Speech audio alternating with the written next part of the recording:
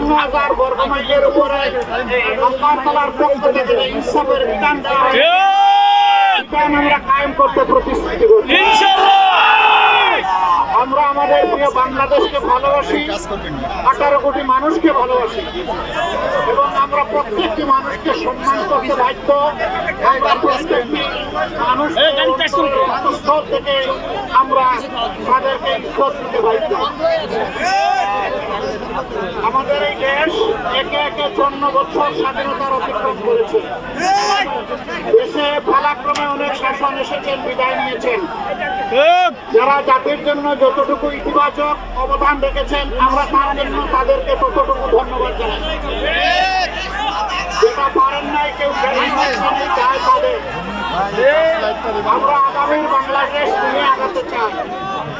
অতীত নিয়ে আমরা পড়ে থাকতে চাই না, অতীত নিয়ে আমরা কামড়াকামড়িও করতে চাই না। দেশের প্রত্যেকটি নাগরিক অন্তরে ধারণ করে আমরা সামনের দিকে এগিয়ে যেতে চাই। আমরা একটা দুর্নীতিমুক্ত বাংলাদেশ করতে চাই, আইনসভার বাংলাদেশ করতে চাই, আবাস গণিতার জন্য একটা নিরাপদ বাংলাদেশ করতে চাই। আমাদের যুবকদের হাতে একটা কাজ তুলে দিতে চাই।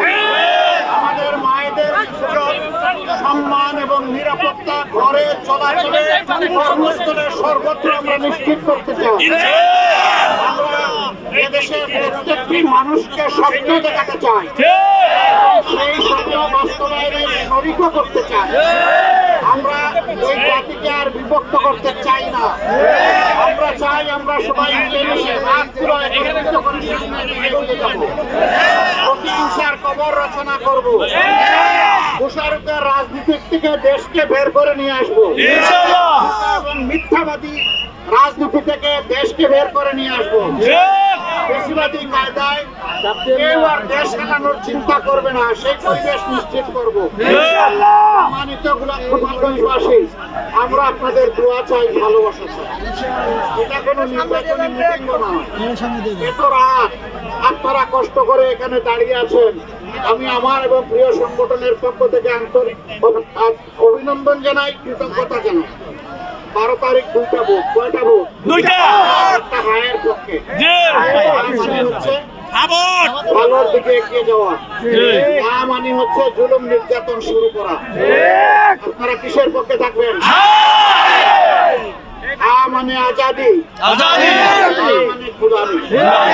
আজাদি না গুলামি, আজাদি না গুলামি। তাহলে ইনশাআল্লাহ আমরা 12 তারিখ প্রথম ভোটটাই শক্ত হাতে হায়ের উপর বসাবো।